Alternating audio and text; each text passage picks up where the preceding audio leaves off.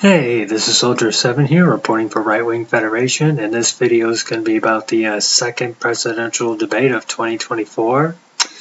Um, Technically, it's a little more different than the first presidential debate of 2024, since you have technically different opponents, except for one, and that is Donald Trump. Now, as we saw earlier this year, a few months ago, the first presidential debate of 2024 was between Donald Trump and Joe Biden.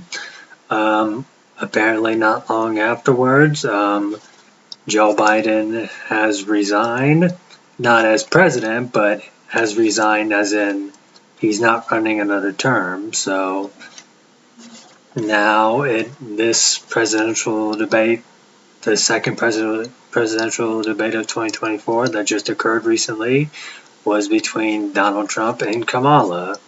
Now, some people may even say that technically this is the first presidential debate of 2024, and the one between Trump and Biden was just, some sort of a test or whatnot to see how well Biden would do or whatnot. Or some people were saying, well, I don't know. Technically, yeah, you could, as this being the first presidential debate, yes, technically you could call it that if so, but so many people are referring to it as the second presidential debate of 2024, and I just decided to might as well go with it, not just to, go with the flow, but I figured, yeah, it'd probably just make more sense to just go with that at this point. But anyway, to get to the point, well, the debate was between Donald Trump and Kamala, and all I can just say is my personal opinion about the debate is that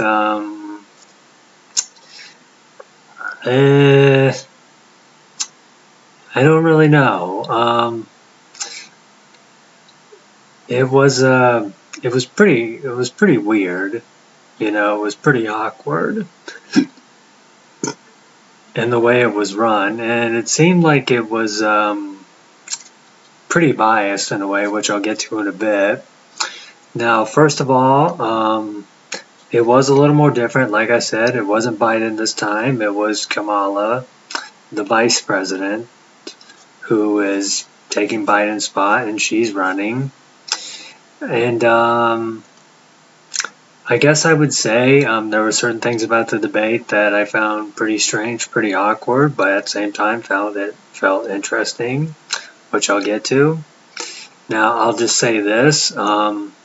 As for the debate itself, I'm not just going to automatically say it was a shit show, but I'm not going to automatically say it was great. It was flawless. I mean, obviously it wasn't on both sides whatsoever. If you're just talking about the debate, not just the issues, but let's talk about it a little. And yeah.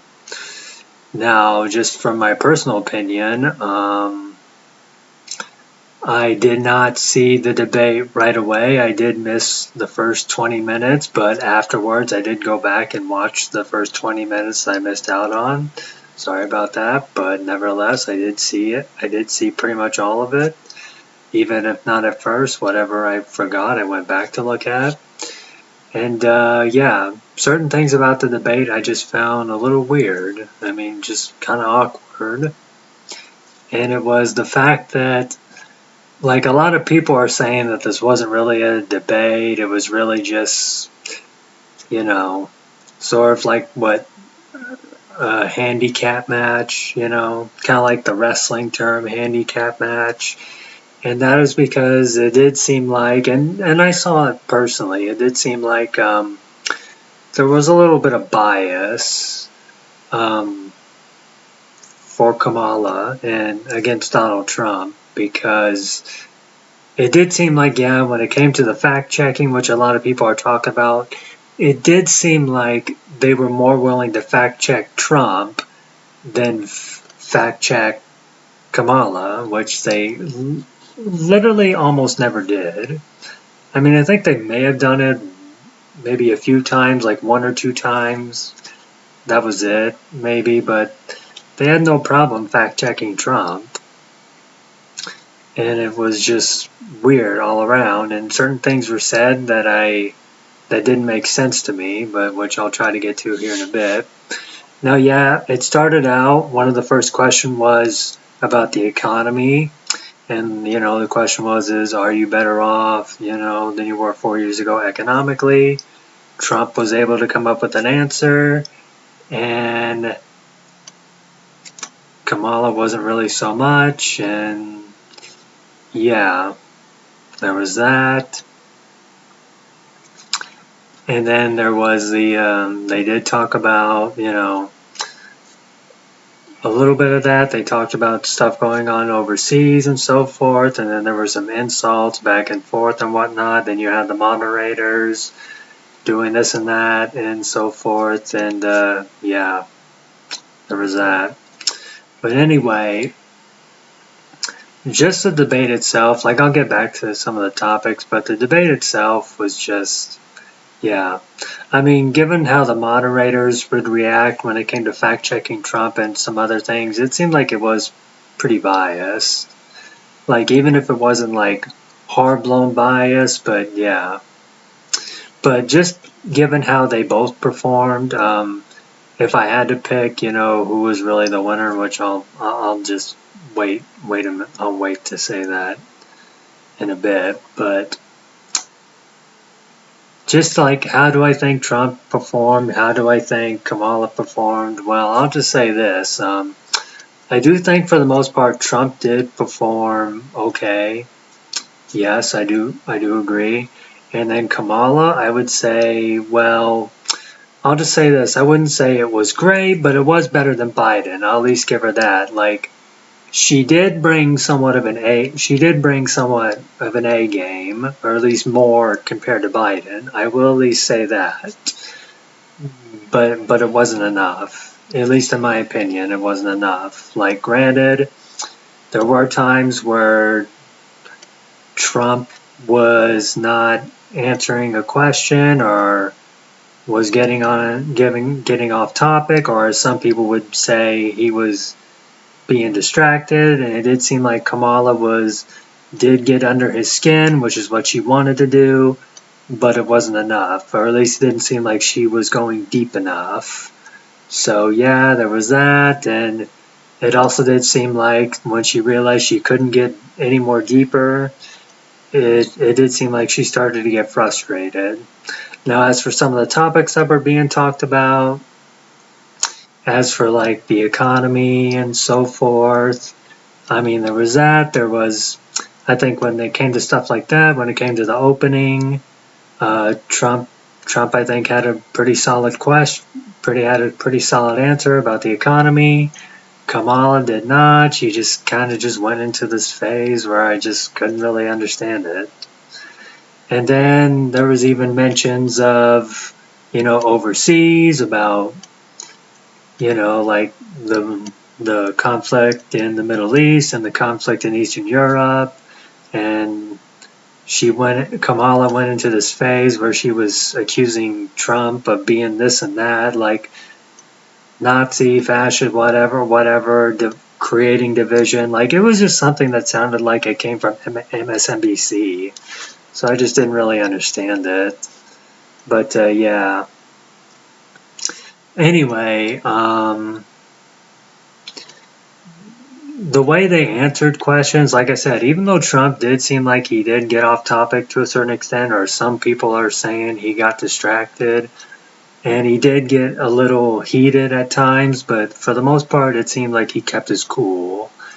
And even though it seemed like Kamala did get under his skin, she obviously didn't get too deep, because it did seem like after she did get under his skin and she couldn't get any further, couldn't get any deeper, it did seem like she did start to get frustrated. At least that's how I saw it.